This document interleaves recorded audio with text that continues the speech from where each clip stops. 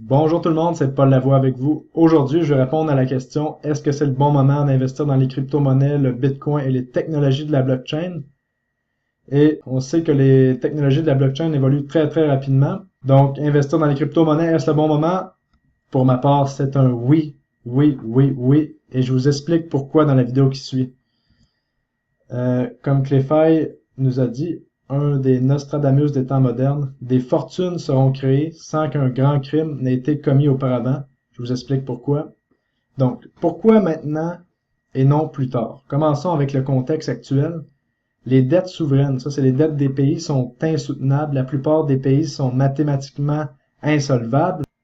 Je vous montre l'exemple des États-Unis. Si on prend la dette qu'ils ont en ce moment, c'est 20 trilliards 600 millions.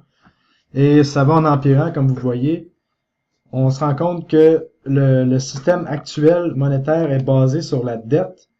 Depuis la crise de 2008, les gens n'ont plus confiance du tout envers le système bancaire, avec raison. On s'est fait assez avoir, nous le peuple, au profit des plus riches. La technologie actuellement permet de pouvoir avoir une monnaie cryptographique sécuritaire et de retirer les tierces personnes du processus, donc les banques. Donc, ça permet de retourner le pouvoir au peuple actuellement avec une crypto-monnaie. Et à chaque 40 à 45 ans, le système monétaire change. On est sur le même système depuis 1971. Et en 2018, ça va faire 47 ans qu'on est sur le système Bretton Woods, qui est en fait que le dollar américain est la monnaie de réserve. Donc, tous les pays s'appuient sur le dollar américain pour faire leurs échanges, qui le dollar américain, lui, est backé par de la dette, une promesse de remboursement de dette, donc on voit que c'est vraiment pas solide. Aussi, on voit des pays qui parlent de plus en plus ouvertement de ne plus utiliser le dollar américain comme monnaie de réserve. Comme on peut voir ici, la Chine, la Russie qui parle d'utiliser une crypto-monnaie, le Venezuela qui a officiellement déclaré qu'il voulait utiliser le pétro pour faire leurs échanges en pétrole.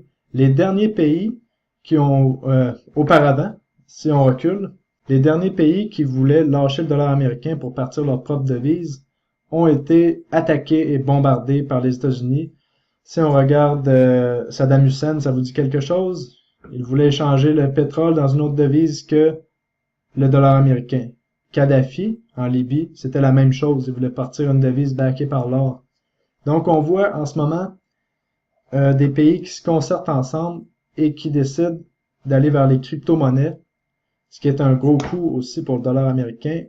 Aussi, on voit des investissements majeurs du Big Three. Les grandes compagnies rentrent dans les crypto-monnaies, les grandes banques sont toutes en ce moment dans les crypto-monnaies, des investissements assez massifs qui se font, et les pays du G20 sont de plus en plus en train de discuter sur comment instaurer une crypto-monnaie dans les pays ou comment la rendre plus légale et plus liquide ou augmenter ses utilisations. Donc, pour la population, en ce moment, on a une chance exceptionnelle. C'est de pouvoir rentrer en même temps que les grandes compagnies, les grandes banques et les pays dans une monnaie. Donc, pour une fois, on peut profiter d'être là au bon moment, au bon endroit, selon moi. On voit en ce moment une fuite des capitaux vers les crypto-monnaies, comme que je vous explique. La capitalisation des crypto-monnaies en 2016, il y a un an, était de 15 milliards de dollars. Aujourd'hui, on est à plus que 600 milliards de dollars. Certains vont parler d'une bulle. Je vais vous expliquer qu'on n'est pas dans une bulle, selon moi. Et Coinbase, qui est le site d'échange le plus populaire au monde, où est-ce qu'on peut acheter nos crypto-monnaies. Il y a plus de 50 000 demandes par jour de nouveaux membres. Et en plus, c'est l'application la plus téléchargée aux États-Unis depuis le mois de novembre. Donc, ça vous dit à quel point les crypto-monnaies ont la cote en ce moment. Si je vous montre sur CoinMarketCap, juste pour vous montrer le market cap des crypto-monnaies, on est à 630 milliards en ce moment de capitalisation. Il y a plus de 1368 crypto-monnaies qui sont listées sur CoinMarketCap, mais il y en a plus, dont plusieurs qui ne sont pas encore listées. Et je vous invite à aller sur ce site-là pour regarder un petit peu les crypto-monnaies. Et je vais en parler dans la formation sur cryptoformation.ca. Donc, si on continue, pourquoi il y a une exode vers les crypto-monnaies, une ruée vers l'or? comme je vous expliquais, la confiance est très faible envers le système économique mourant actuel. On le sait qu'on est dans une phase de transition en ce moment vers un autre système monétaire. Et les gens ne veulent plus avoir à faire confiance à personne. Qu'est-ce qu'on veut, c'est pouvoir vérifier par nous-mêmes. Les banquiers nous ont trop menti et trop fraudé pour qu'on puisse faire confiance, encore une fois, à une tierce personne. Donc, qu'est-ce que la blockchain et les crypto-monnaies incluent dans la monnaie maintenant? C'est le principe de vérification. Par exemple, si je vous montre un cube Rubik qui est déjà fait, vous allez me croire qu'il est déjà fait parce que je vous le montre. Vous pouvez le vérifier. Mais par contre, si vous faites confiance à votre banquier qui vous dit que votre argent est bel et bien placé où qu'elle devrait, eh bien, on fait confiance à quelqu'un et on ne peut pas vérifier. Donc, peut-être que le cube Rubik est fait, mais peut-être que le cube Rubik n'est pas fait du tout aussi.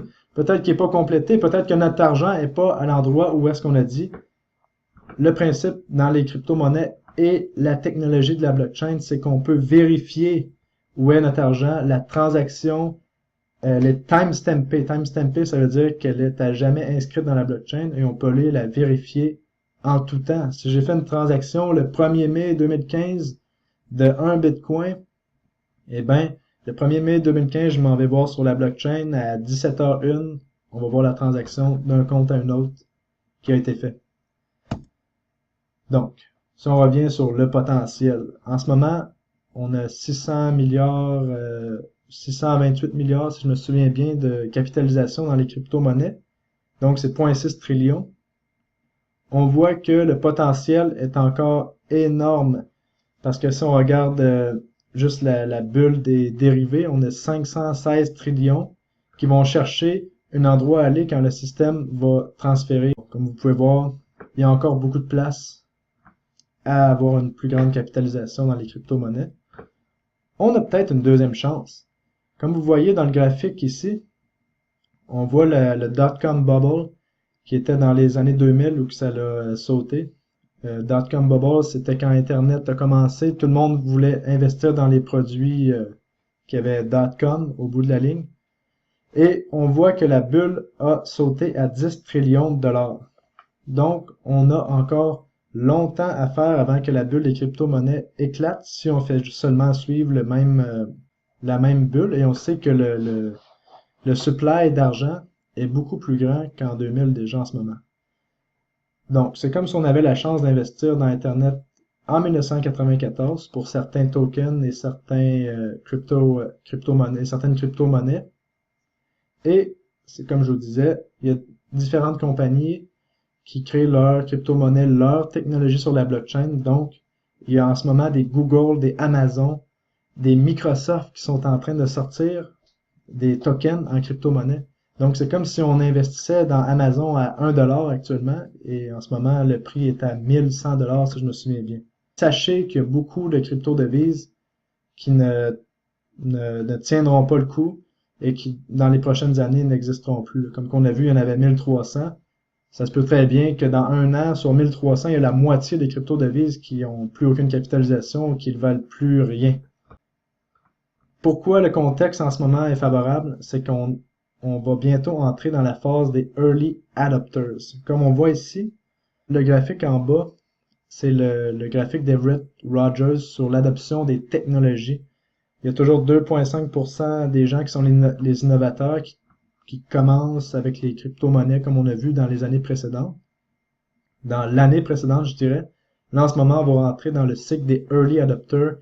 Et là, la courbe va être exponentielle pour les crypto-monnaies, selon moi, en 2018. La courbe en S, je vous introduis à ce que ça veut dire. La courbe en S, comme vous voyez ici, ça c'est la courbe d'adoption des technologies selon qu'est-ce qui est arrivé. Comme on voit le micro-ondes, on voit une courbe en S, ça part tranquillement, les innovateurs, les early adopters, et puis boum, la masse rentre, et là on a une adoption. La même chose pour Internet. Et comme vous voyez, l'adoption des technologies s'accélère avec les communications mondiales qui sont de plus en plus rapides. Comme on voit adopter un réfrigérateur, ça a pris de 1925 jusqu'à 1955, donc ça a pris 30 ans avant que ça soit adopté. Et la courbe est beaucoup moins verticale que si on regarde Internet, que c'est beaucoup plus rapide. pour que l'adoption de masse se fasse. Donc en ce moment, les crypto-monnaies, on ne fait que commencer la courbe en S. Si je vous montre ici sur TradingView, donc le Bitcoin ici, si on avait investi il y a un an, le Bitcoin est environ à 800 $. Aujourd'hui, il est à 18 000 $. Mais potentiellement, ce n'est que le début. Si on regarde la courbe en S qui est créée, là, c'est sûr qu'on les gens s'énervent, on pense que le Bitcoin est à un sommet à 20 000 $ environ, mais si on suppose seulement que le Bitcoin peut aller à 100 000 $, disons, est-ce que vous croyez pas qu'on est au début de la courbe en S quand on regarde ça? On vient tout juste de commencer le mur vertical. Donc, le potentiel est énorme. Il y a des gens qui voient le Bitcoin à plus d'1 million de dollars d'ici 5 ans. Eh bien, si vous voyez vraiment le Bitcoin à 1 million de dollars, la courbe en S ne fait que commencer. Là. On a une petite montée, une petite minorité de gens qui ont rentré dans les crypto-monnaies. Aussi, un point intéressant que je voulais vous parler, c'est la couverture de The Economist en 1988. The Economist qui est un magazine qui, à chaque année, sort son édition pour l'année suivante, qui prédit qu'est-ce qui va arriver. Ce magazine-là, les propriétaires, c'est la famille Rothschild, qui est une des familles les plus riches au monde, qu'on n'entendra jamais parler sur Forbes, sûrement la famille la plus riche au monde, qui a plusieurs centaines de milliards de dollars pour eux. Mais peu importe. Qu'est-ce qu'on veut savoir, c'est qu'en 1988, la couverture de The Economist, c'était qu'on voyait toutes les devises fiat, les devises fiduciaires, comme on voit un japonais, les devises américaines, toutes les devises brûlent, et on voit un phénix renaître des cendres. Et sur le phénix, il y a un médaillon en or qui est écrit 2018. Donc, peut-être que le reset monétaire était prévu pour 2018.